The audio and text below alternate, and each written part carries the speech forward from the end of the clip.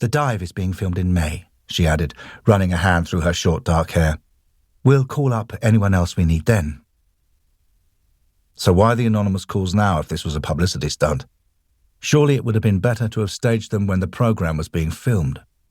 But because Horton was a cynical copper, he asked, Are they showing the programme on television now?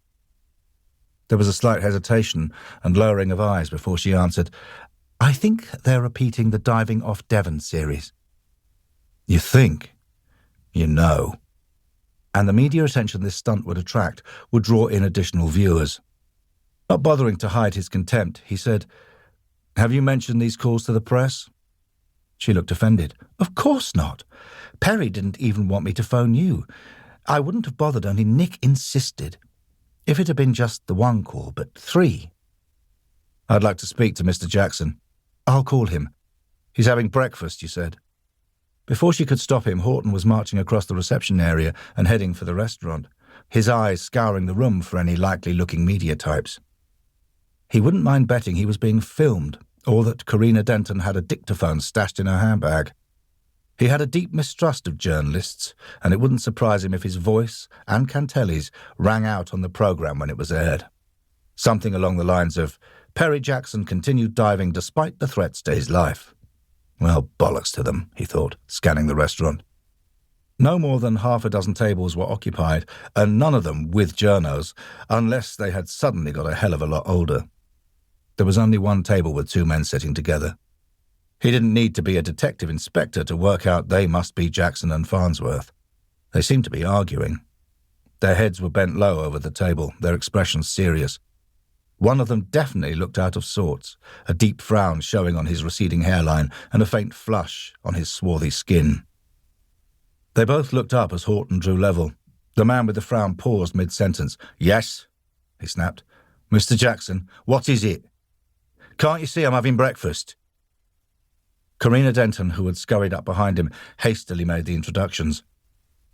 Jackson's frown didn't automatically vanish, but it rested on Karina for a moment, before he forced his round features into an expression he obviously considered to be welcoming. If that was welcoming, Horton thought, he'd rather meet Dracula on a cold, dark night in a cemetery. Horton pulled up a chair.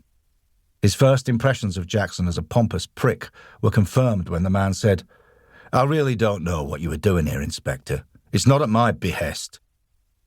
Who the hell used words like that these days? Prime Minister John Major had come close, but then even he was history. Jackson was stockily built, with dark hair and hot, angry brown eyes that had a way of looking both through you and into you.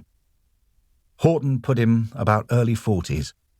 He was the complete opposite of the fair man sitting across the table from him, who Karina had introduced as Nicholas Farnsworth. Farnsworth's expression assumed one of concern. Karina is worried, Perry. So am I. We have to take these calls seriously. Coffee, Inspector. Thanks. He might as well get something from this farce. He was even more convinced now that it was one after seeing the fake expression of concern on Farnsworth's face. Catching the waiter's eye, Farnsworth commanded another cup and more coffee with an ease that Horton both resented and secretly admired.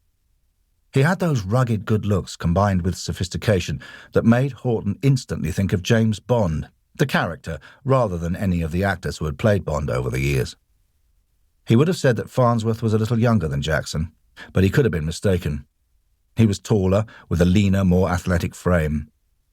Horton wondered if Jackson was Farnsworth's plain man against the handsome, and if he'd been cast because of it. Horton addressed himself to Perry Jackson.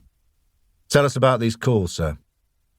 He thought that now that he was here, he might as well go through the motions. Cantelli pulled his notebook from his jacket pocket and removed the small stubby pen from behind his ear, while Horton shrugged off his sailing jacket. It's just some prank. Jackson dismissed it with a wave of his hand. I told Karina not to bother you. I hate fuss.